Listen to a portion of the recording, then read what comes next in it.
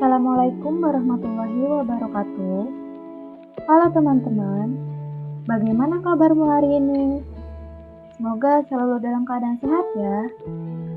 Perkenalkan, saya Devi Novitasari dari Sekolah Tinggi Teknologi Industri dan Farmasi Bogor, semester 5, Prodi S1 Farmasi. Di sini, saya akan membahas sedikit mengenai produksi vaksin yang sedang dikembangkan oleh Indonesia. Materi yang akan saya bahas yaitu mengenai virus, vaksin, dan teknologi produksi vaksin COVID-19. Pembahasan pertama yaitu mengenai virus. Virus berasal dari bahasa Latin, yaitu virion, yang berarti racun.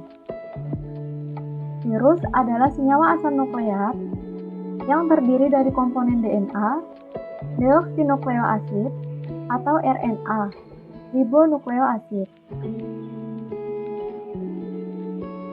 Nah, di dalam tubuh kita itu ada yang disebut viroma, bahwa dari keseluruhan genom atau informasi genetik yang ada di dalam tubuh kita, mungkin ada menyisip informasi genetik dari virus.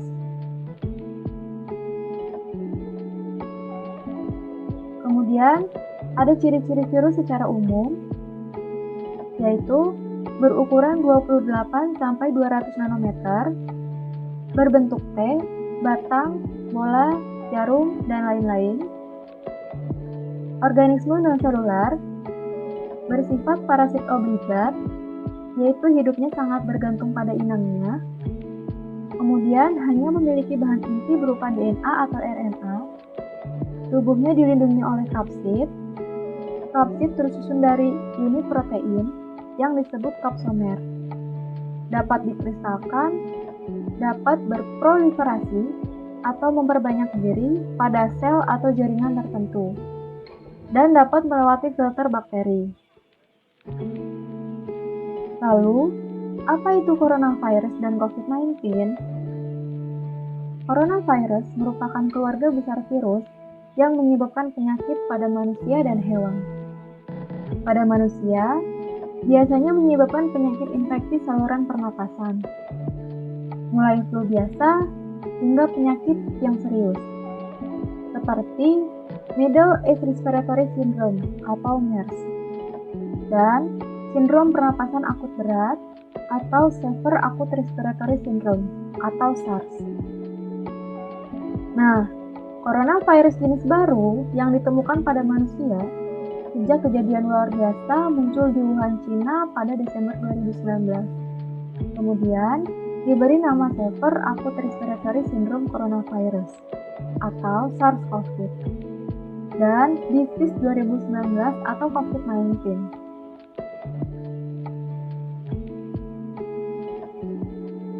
Kemudian ada struktur tubuh virus corona. Nah, virus ini termasuk ke dalam famili virus Coronaviridae dan ordonya itu Nidovirales. Corona itu bersifat mahkota, berarti mahkota. Virusnya berbentuk bola runcing seperti paku, bersifat parasit intraseluler obligat atau hidupnya sangat bergantung pada inangnya. Memiliki diameter 65-125 nanometer. Nah, pada struktur virus corona ini, lapisan lipid ganda yang terdiri atas protein penyusun membran, envelop, dan spike. Protein envelop dan membran itu sangat penting dalam membentuk selubung dan mempertahankan struktur virus coronanya. Nah, struktur virus corona ini rata-rata memiliki 74 spike di permukaannya. Sedangkan dalam amplop tersimpan protein nukleokapsid yang melindungi informasi genetik RNA virus. Nah, amplop, membran, dan nukleokapsid itu melindungi virus corona saat berada di luar sel inang. Lalu apa saja tanda dan gejala COVID-19 ini? Nah, infeksi yang disebabkan oleh virus ini dapat menyebabkan demam, sakit kepala dan nyeri otot, batuk, sakit tenggorokan, dan sesak napas. Bahkan, pada kasus yang lebih parah, dapat menyebabkan pneumonia atau radang pada paru-paru, sindrom pernapasan akut, gagal ginjal, dan bahkan menyebabkan kematian. Kemudian ada macam-macam penularan COVID-19. Yang pertama itu kontak dan transmisi tetesan atau droplet. Nah, ini itu dapat terjadi melalui kontak langsung, tidak langsung, atau dekat orang yang terinfeksi. Penularan melalui sekresi yang terinfeksi seperti air liur atau tetesan pernapasan.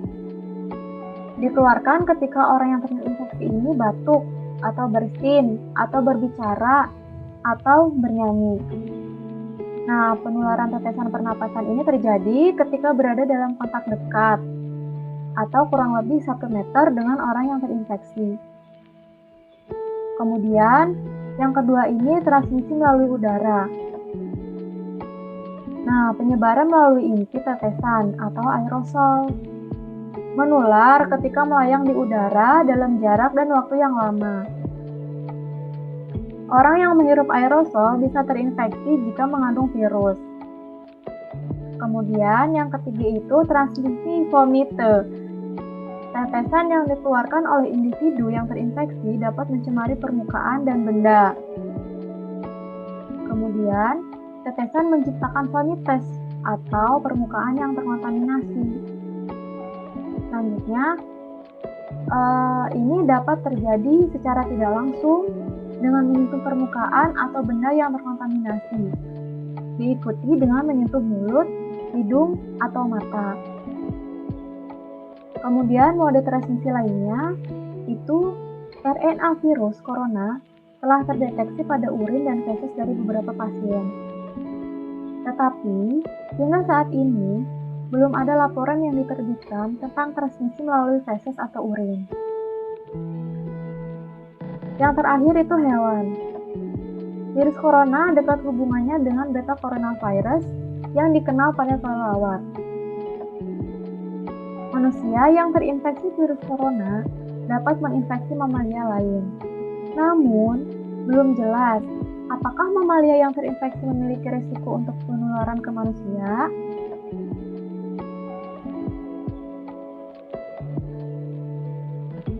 Lalu bagaimana penyebarannya? Nah, penyebarannya itu human to human transmission atau penularan dari manusia ke manusia. Satu orang terinfeksi COVID-19 dapat menularkan virus ini rata-rata ke 2-4 orang. Nah, virus ini dapat menginfeksi tubuh melalui permukaan mukosa wajah, yaitu mata, hidung, dan mulut. Pembahasan kedua yaitu mengenai vaksin. Nah, vaksin adalah bahan antigenik yang digunakan untuk menghasilkan kekebalan terhadap suatu penyakit. Nah, vaksin itu produk atau zat yang dimasukkan ke dalam tubuh manusia yang akan menstimulasi sistem kekebalan tubuh manusia atau imunitas dan akan melindungi manusia dari penyakit yang sedang mewabah. Dalam hal ini, itu pandemi COVID-19. Vaksin itu merupakan agen biologis yang memiliki respon imun terhadap antigen spesifik yang berasal dari patogen penyebab penyakit menular.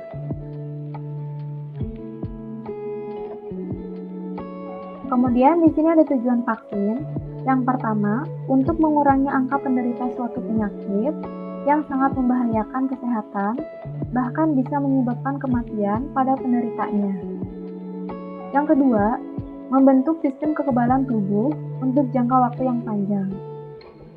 Yang ketiga, tindakan pencegahan yang murah dan sangat efektif. Yang keempat, memberikan perlindungan tanpa menimbulkan bahaya. Efek samping yang serius itu jarang terjadi. Yang kelima, itu menciptakan kekebalan komunitas. Lalu di sini ada mekanisme kerja vaksin secara umum, yaitu vaksin menyiapkan tubuh untuk melawan penyakit tanpa memaparkan gejala-gejala penyakit tertentu. Saat bakteri atau virus masuk ke dalam tubuh, sel kekebalan limfosit merespon dengan memproduksi molekul protein atau antibodi. Vaksin dimasukkan ke dalam tubuh sesuai penyakit yang menginfeksi. Setelah vaksin disuntikan ke dalam tubuh, maka sel darah putih atau leukosit akan menanggapi dengan membentuk antibodi. Protein yang diproduksi itu sama seperti protein antigen, maka antibodi akan dapat melawan penyakit atau benda asing yang menginfeksi. Kemudian mekanisme kerja vaksin COVID-19 itu pada awalnya ilmuwan mengambil gen protein pucuk atau spike protein di permukaan virus corona. Kemudian memindahkannya ke virus jinak untuk membuat vaksin. Nah, ketika vaksin disuntikan ke pasien, itu vaksin memasuki sel, lalu mulai memproduksi protein pucuk virus corona. Nah, hal ini akan memicu sistem kekebalan untuk memproduksi antibodi dan mengaktifkan sel T untuk menghancurkan sel terinfeksi. Nah, jika pasien kembali diserang virus corona, antibodi dan sel T itu akan terpicu untuk melawan virus tersebut. Kemudian di sini ada proses pembuatan vaksin secara umum. Yang pertama itu ada seed preparation, yaitu mengumpulkan kuman dalam wadah yang disimpan dalam suhu min 70 derajat Celcius. Lalu ada cultivation, itu menumbuhkan bakteri atau virus dengan tambahan enzim trypsin. Selanjutnya ada harvest, itu memanen saat bakteri atau virus sudah memenuhi standar. Inactivation itu memodifikasi vaksin dari toksin racun yang sudah tidak berbahaya. Kemudian purification itu dicuci dan dimurnikan hingga enzim trypsin luruh. Selanjutnya ada preservation, itu diawetkan. Dan yang terakhir itu filling dan packaging, itu dicatat atau diarsipkan lalu dikemas. Selanjutnya ini proses pembuatan vaksin COVID-19. Nah, proses pembuatan COVID-19 ini melalui beberapa tahap. Ada 8 tahap. Tahap pertama, yaitu pada tahap ini, virus yang menjadi bahan dasar penelitian itu diisolasi dari spesimen pasien dan dilakukan ekstraksi genom RNA penyanyi protein virus. Lalu tahap kedua, itu isolasi dan aplikasi gen S dan N pada virus SARS-CoV. Nah, pada tahap kedua ini, gen yang mengkode protein S dan nukleokapsid itu diisolasi dan diperbanyak dengan menggunakan teknik polymerase chain reaction. Selanjutnya tahap 3, yaitu cloning gen target ke dalam vektor dan verifikasi sekuen gen target. Nah, pada tahap 3 ini, gen target dimasukkan ke dalam vektor dan bila sudah berhasil dimasukkan, itu akan diverifikasi dengan menggunakan teknik sequencing. Kemudian, tahap 4 itu memasukkan vektor dengan gen virus SARS-CoV ke dalam sel mamalia. Nah, pada tahap ini, vektor dimasukkan ke dalam sel-sel mamalia dengan tujuan untuk mengekspresikan gen target dan menghasilkan antigen. Selanjutnya, tahap 5 itu menghasilkan antigen atau kandidat vaksin. Nah, antigen itu zat atau senyawa yang merangsang respon imun atau kekebalan tubuh dengan terbentuknya antibodi. Nah, dalam kondisi yang tepat, sel-sel mamalia itu dapat menghasilkan antigen virus SARS-CoV. Selanjutnya tahap 6, itu perbanyakan dan pemurnian antigen. Nah, tujuan dari perbanyakan dan pemurnian ini itu untuk memperoleh antigen target dalam jumlah besar dan memisahkan atau menghilangkan zat atau senyawa yang tidak dibutuhkan dalam pembuatan vaksin, sehingga didapatkan antigen yang murni, tidak terkontaminasi zat lain. Nah, proses ini biasanya memakan waktu yang lama dan melibatkan banyak pengujian untuk pemurniannya. Kemudian tahap 7 itu uji klinis. Nah, untuk memastikan vaksin berpotensi sesuai harapan, maka vaksin itu diuji coba pada hewan. Nah, uji ini itu untuk menilai keamanan kandidat vaksin dan untuk menentukan dosis. Selanjutnya masuk tahap uji klinis kan pada manusia untuk melihat apakah ada efek samping akibat vaksin dan menilai kemanjuran pada populasi uji yang lebih besar. Kemudian yang terakhir ada tahap 8 yaitu skala produksi vaksin. Nah, setelah melalui tahapan uji klinis dan terbukti berhasil, nah vaksin itu diajukan atau didaftarkan ke BPOM untuk penilaian sebagai syarat untuk disetujui penggunaannya secara masif. Kemudian tentu saja tuh setelah dilakukan uji klinis dan lolos dari tahap itu, maka baru bisa diproduksi secara massal.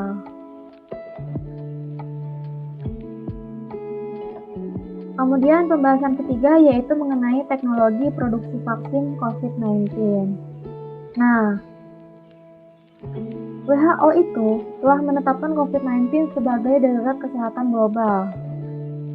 Nah, melihat situasi seperti ini, salah satu cara yang sangat memungkinkan untuk mencegah semakin luasnya penyebaran pandemi ini adalah dengan pengembangan pembuatan vaksin. Nah, vaksin ini itu tidak hanya memberikan perlindungan bagi orang-orang yang divaksinasi saja, tetapi juga bagi masyarakat luas dengan mengurangi penyebaran penyakit dalam suatu populasinya. Nah, yang pertama itu ada vaksin inaktif.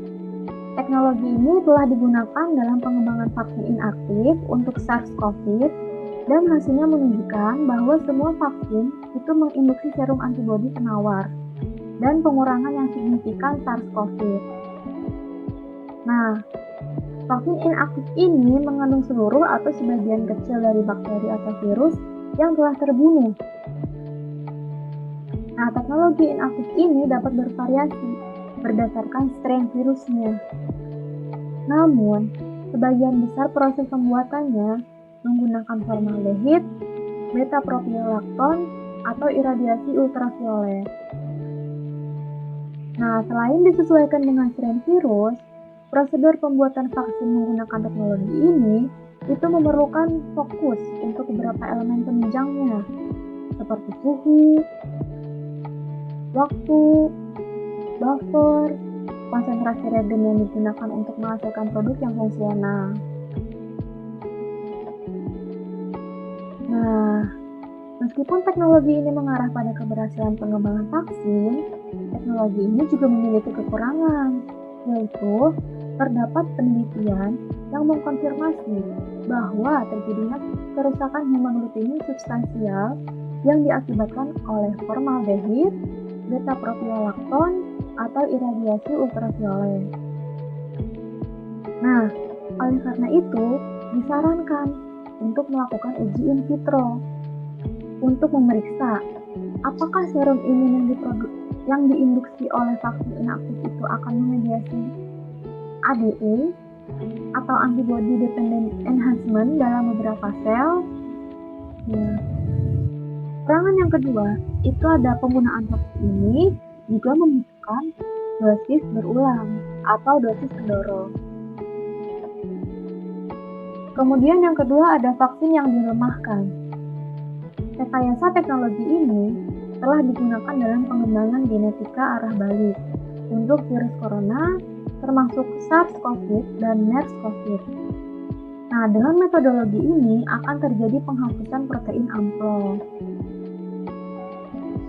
Nah, Sebagian besar vaksin telah dikembangkan untuk meningkatkan respon antibodi penawar anti-S. Salah satunya adalah vaksin hidup yang dilemahkan. Nah, vaksin yang dilemahkan ini secara langsung sangat efektif dalam memberikan perlindungan terhadap penyakit dan menghentikan penyebaran epidemi virus patogen ini. Nah, teknologi ini sudah dikembangkan dengan baik.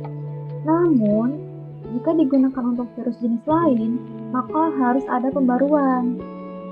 Nah, pembaruannya tersebutlah berisiko mengubah komposisi produk vaksinnya.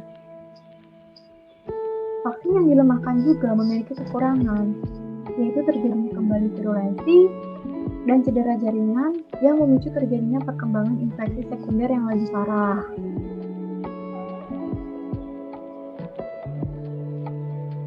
Kemudian ada vaksin subunit. Beberapa lembaga telah memprakarsai program vaksin subunit SARS-CoV dan hampir semuanya menggunakan protein S sebagai antigennya. Vaksin subunit protein virus S untuk SARS-CoV itu menghasilkan titer antibodi netralisasi yang lebih tinggi dan perlindungan yang lebih lengkap. Nah, secara umum, jenis vaksin ini itu lebih aman dan lebih mudah untuk diproduksi. Tetapi, seringkali membutuhkan penambahan bahan pembantu untuk memperoleh respon imun protektif yang kuat. Nah, ini sebagai kekurangan dari vaksin subunit. Nah, secara umum, itu protein S itu situs target yang disukai dalam pengembangan vaksin SARS atau MERS. Dan strategi yang sama dapat berpotensi dalam mengembangkan vaksin SARS-CoV ini. Kemudian, ada vaksin berbasis vektor virus.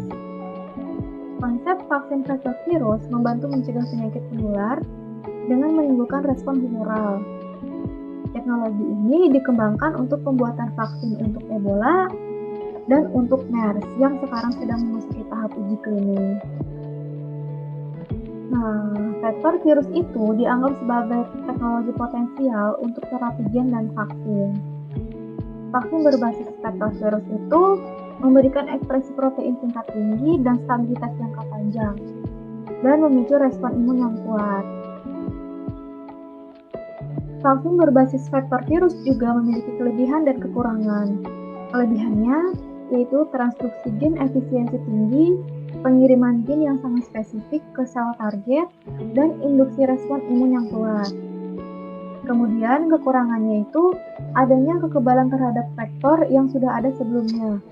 Nah, adanya kekebalan terhadap vektor yang sudah ada sebelumnya itu disebabkan oleh paparan virus sebelumnya dan produksi antibodi penawar yang mengurangi kemanjuran vaksinnya.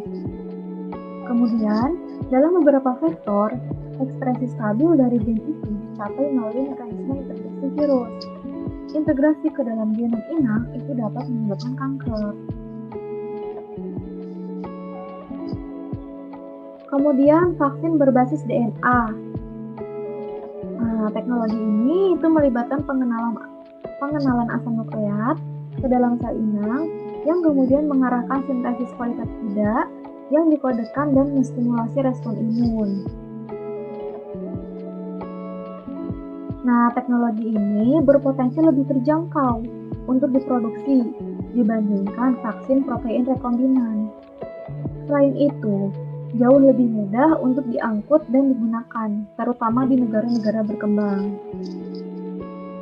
Vaksin berbasis DNA ini juga memiliki kelebihan dan kekurangan.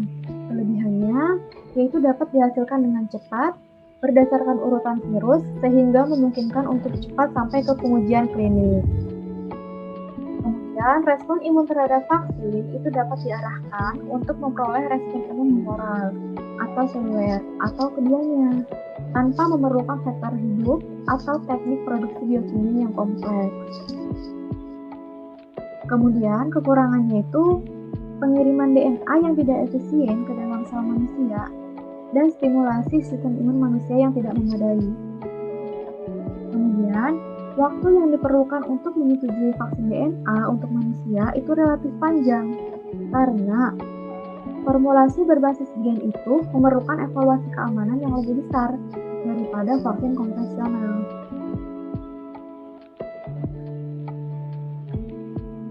Yang terakhir ada vaksin berbasis RNA. Vaksin berbasis RNA itu merupakan salah satu teknologi vaksin berbasis asam nukleat yang sedang dikembangkan untuk COVID-19 ini. Nah, vaksin berbasis RNA ini merupakan kandidat yang menjanjikan karena kecepatannya dalam memperoleh urutan data patogen, sehingga dapat diproduksi dengan cepat dan aman. Selain itu, teknologi ini mungkin lebih sedikit memerlukan uji pengaturan daripada virus yang dilemahkan atau dimatikan. Kenapa? Karena asam nukleat itu produk basa yang tidak berubah apapun patogennya. Kemudian, rekayasa produksi mRNA itu memfasilitasi produksi besar-besaran dosis vaksin yang diperlukan untuk mengobati populasi massal. Nah, semua faktor ini itu membuat vaksin mRNA lebih cocok untuk merespon cepat terhadap pandemi COVID-19 yang baru muncul ini. Nah, vaksin berbasis RNA ini menggunakan mRNA yang telah memasuki sel akan diterjemahkan ke molekul antigenik yang dapat merangsang sistem kekebalan tubuh. Nah, penggunaan teknologi vaksin ini mempunyai kemampuan untuk memperoleh proses kekebalan tubuh yang kuat terhadap penyakit menular, seperti COVID-19 ini. Nah, kemudian vaksin berbasis RNA ini juga memiliki keuntungan, yaitu antigen dapat segera diterjemahkan dari vaksin RNA setelah antigen tersebut memasuki sitoplasma. Nah, hal tersebut itu meningkatkan efisiensi transfeksi, sehingga perlu adanya efek pada imunogenisitasnya.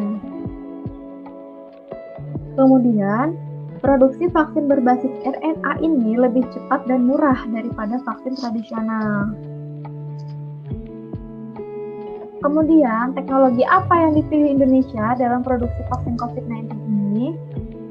Nah, Bio Farma itu merupakan badan usaha milik negara yang terpilih sebagai salah satu perusahaan farmasi yang ditunjuk untuk memproduksi vaksin COVID-19. Nah, lalu Indonesia itu menempuh kebijakan dua skema paralel atau double track dalam pengembangan vaksin untuk penanganan pandemi COVID-19 ini, yakni melalui kerjasama dengan pihak luar negeri, yaitu vaksin Sinovac, dan membuat vaksin secara mandiri, yaitu vaksin merah putih. Nah, penggunaan vaksin COVID-19 yang dikembangkan di luar negeri itu merupakan upaya jangka pendek yang dapat segera dilakukan pemerintah. Sedangkan vaksin seperti merah putih itu dikembangkan sebagai upaya jangka menengah dan panjang dalam penyediaan vaksin untuk kebutuhan masyarakat di Indonesia. Kemudian di sini ada 6 versi vaksin merah putih. Nah, vaksin merah putih itu dikembangkan oleh sejumlah institusi penelitian dan perguruan tinggi dalam negeri dengan menggunakan sejumlah platform pengembangan. Nah, institusi tersebut adalah yang pertama ada Lembaga Eijkman, itu mengembangkan vaksin dengan menggunakan platform subunit protein rekombinan. LIPI itu menggunakan platform protein rekombinan fusi. Kemudian Universitas Indonesia itu mengembangkan vaksin dengan menggunakan platform DNA, mRNA, dan virus-like particle. Kemudian Universitas Gadjah Mada itu menggunakan platform protein rekombinan. Kemudian ITB itu menggunakan platform adenovirus. Selanjutnya ada Unair, itu menggunakan platform adenovirus dan adeno-associated virus. Nah, cara kerja dari vaksin merah putih ini, itu ada vaksin rekombinan yang dikembangkan oleh Eijkman dan LIPI. Itu para peneliti itu mengambil gen yang mengkode kapsul protein dari sekuens RNA virus SARS-CoV. Lalu gen tersebut disisipkan dalam vektor atau pembawa gen yang disebut plasmid. kemudian dimasukkan ke dalam sel bakteri. Nah, bakteri itu berfungsi sebagai pabrik protein yang kelak disuntikkan ke dalam tubuh manusia untuk memicu respon sistem imun. Selanjutnya ada vaksin adenovirus yang dikembangkan oleh Unair dan ITB. Nah, para peneliti itu memodifikasi adenovirus sehingga tidak bisa memperbanyak diri di tubuh manusia. Nah, adenovirus yang sekarang tidak berbahaya ini digunakan sebagai vektor atau pembawa gen yang mengkode protein spike pada SARS-CoV. Nah, ketika vaksin adenovirus dimasukkan ke dalam tubuh, ia akan memasukkan gen tersebut ke dalam sel. Kemudian, sel tubuh kita sendirilah yang memproduksi antigen virus corona. Hal ini akan memicu respon sistem pertahanan tubuh, sehingga kalau nanti virus corona masuk ke dalam tubuh, sistem pertahanan kita sudah terlatih untuk melawannya. Kemudian ada DNA, mRNA, dan virus-like particle yang dikembangkan oleh Universitas Indonesia. Itu messenger RNA itu molekul yang membawa instruksi dalam bentuk kode, disebut gen, itu ke bagian sel yang memproduksi protein. Nah, mRNA sintetik yang memuat kode tersebut untuk protein spike pada SARS-CoV itu dibungkus dengan selaput lemak yang disebut ribosom, yang mirip dengan struktur dinding sel kita. Nah, ketika dimasukkan ke dalam tubuh, mRNA ini akan masuk ke dalam sel. Kemudian, sel akan menggunakan gen dalam mRNA tersebut untuk memproduksi protein spike yang melatih sistem pertahanan tubuh kita. Lalu, teknologi apa yang dipilih Indonesia dalam produksi vaksin COVID-19 ini? Yang pertama, ada vaksin merah putih. Itu vaksin yang dikembangkan menggunakan isolat virus SARS-CoV penyebab COVID-19 yang bertransmisi di Indonesia sendiri dan dikembangkan menggunakan platform seperti protein rekombinan, DNA, dan RNA yang dikembangkan oleh berbagai institusi di Indonesia. Kemudian yang kedua ada Sinovac dan Sinopharm yang digandeng oleh Bio Farma.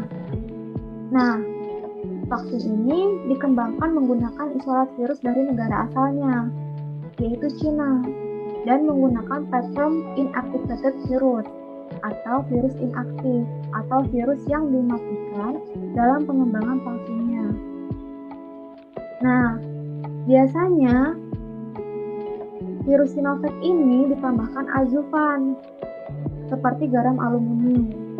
Adjuvan ini untuk membantu memperkuat dan memperpanjang respon kekebalan terhadap vaksinnya.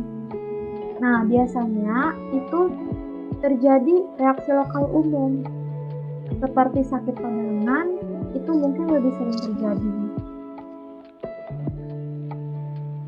Kemudian, apa alasan Indonesia memilih Sinovac sebagai vaksin COVID-19? Yang pertama, Sinovac itu perusahaan pertama di dunia yang selesai uji klinis fase 1 vaksin SARS. Kemudian, Sinovac berpengalaman dalam memproduksi vaksin H1N1 yang diakui dunia. Kemudian, Sinovac itu perusahaan yang memiliki WHO pre-qualification untuk fasilitas produksi dan produknya. Kemudian, Sinovac itu salah satu perusahaan di dunia yang paling maju dan tercepat dalam pengembangan vaksin corona COVID-19 ini.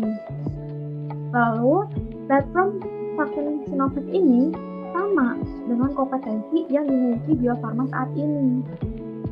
Selain di Indonesia menjadi uji klinis vaksin 3 Sinovac dilaksanakan juga di Brasil, Bangladesh, Chili, dan Turki. Nah, semua vaksin COVID-19 yang sedang dikembangkan di dunia itu harus melalui tahap uji preklinis, uji klinis fase 1, 2, dan 3. Nah, uji klinis fase 1 dan 2 itu sudah memenuhi syarat keamanan, sehingga vaksin sangat aman dalam uji fase berikutnya. Nah, semua vaksin yang akan diuji di Indonesia itu akan melewati serangkaian izin, baik dari Komite Etik, dan izin uji klinis yang dievaluasi BPOM. Lalu, yang terakhir itu jika uji klinis fase 3 berhasil, maka Bio Farma siap untuk melaksanakan produksi vaksin COVID-19 ini secara massal. Kemudian, ayo cegah virus corona dengan cara cuci tangan pakai sabun dengan air mengalir, olah bahan makanan hingga matang terutama daging dan telur, rutin konsumsi buah, sayur, dan minum air putih minimal 8 gelas per hari, olahraga teratur dan terukur setiap hari, nafas, sesak, demam tinggi, dan lemas segera periksa ke fasilitas kesehatan, ayo tutup mulut dan hidung ketika batuk dan bersin. Kemudian, mencuci tangan dengan baik yang baik dan benar. Nah, yang pertama itu basahi tangan dengan air terlebih dahulu dan tuang sabun pada tangan secukupnya. Yang pertama itu gosok telapak tangan yang satu ke telapak tangan lainnya. Kemudian gosok punggung tangan dan sela-sela jari. Kemudian gosok sela-sela jari. Lalu gosok punggung jari ke telapak tangan dengan posisi jari saling bertautan atau prinsip mengunci. Lalu selanjutnya genggam dan basuh ibu jari dengan posisi memutar. Kemudian gosok bagian ujung jari ke telapak tangan agar bagian kuku terkena sabun, kuku jari. Kemudian gosok tangan yang bersabun dengan air mengalir. Lalu keringkan tangan dengan lap.